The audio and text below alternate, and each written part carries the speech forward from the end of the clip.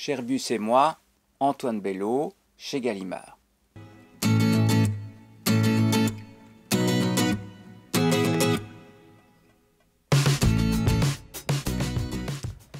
Antoine Bello écrit depuis une dizaine de romans aux États-Unis.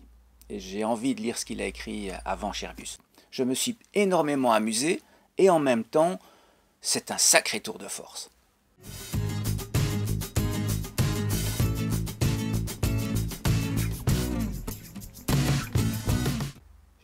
Scherbus, c'est l'histoire d'un imposteur. Un imposteur qui fait irruption dans la vie d'un jeune psychiatre, et c'est du point de vue du psychiatre que l'histoire est racontée.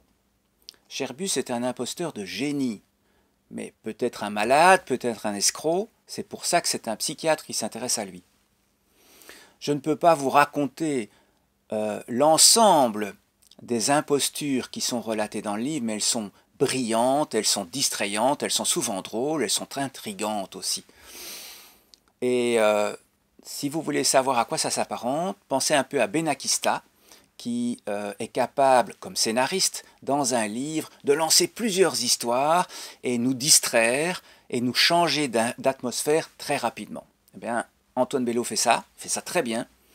Et cette histoire comporte beaucoup de rebondissements, surtout que, à la page 200 du livre, qui est aussi le livre que le psychiatre a écrit sur son malade, l'histoire s'interrompt et elle reprend sur des bases différentes. On se dit c'est un autre roman. C'est quelque chose qui ressemble mais qui n'est pas du tout la même chose. Non, c'est le psychiatre qui a recommencé son histoire dans une deuxième édition.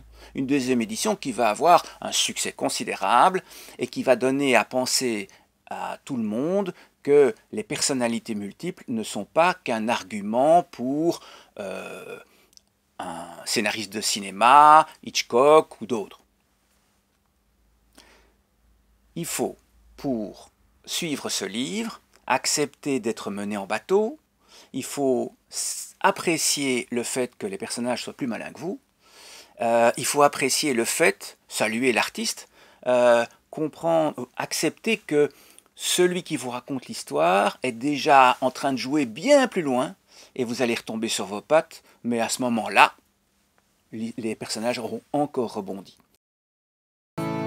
Pour d'autres conseils de lecture, retrouvez-nous à la librairie de l'Écrivain public, à la Louvière. Et n'oubliez pas d'aimer notre page Facebook.